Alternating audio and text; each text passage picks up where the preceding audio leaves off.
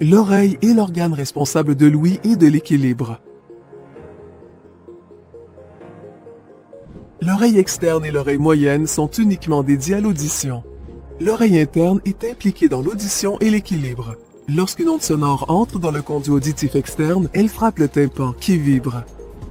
Voici les maladies d'oreille les plus courantes. L'otite moyenne est une inflammation de l'oreille. Elle affecte généralement les enfants de moins de 5 ans et se situe dans l'oreille moyenne. Elle est reliée par la trompe d'Eustache à une autre cavité située derrière la gorge et les fosses nasales. Or, c'est par le biais de ce canal que l'enfant peut être affecté. Dans de nombreux cas, l'otite se résorbera d'elle-même, sans traitement particulier.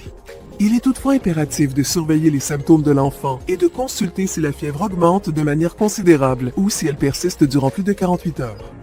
Lors de la consultation, si le médecin diagnostique une otite, il décidera du traitement approprié. Il est possible qu'il prescrive des antibiotiques. L'acouphène est une sensation auditive, des bruits parasites que l'on entend sans qu'ils existent réellement.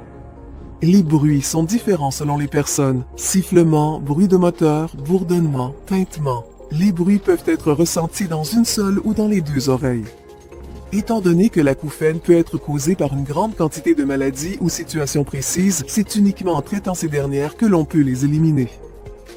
La labyrinthite est une inflammation de l'oreille interne et plus précisément du labyrinthe, une zone située dans l'os temporal. Celle-ci entraîne souvent des acouphènes, des maux de tête et des vertiges. Il n'existe pas de traitement miracle pour guérir une labyrinthite. Les symptômes disparaissent généralement après quelques jours. Entre-temps, il est conseillé de garder le lit dans une pièce sombre. Les bouchons dans les oreilles sont assez fréquents. Ils sont causés par la cire d'oreille. Aussi appelée cérumen, cette substance cireuse est de couleur jaune pâle à orange foncé.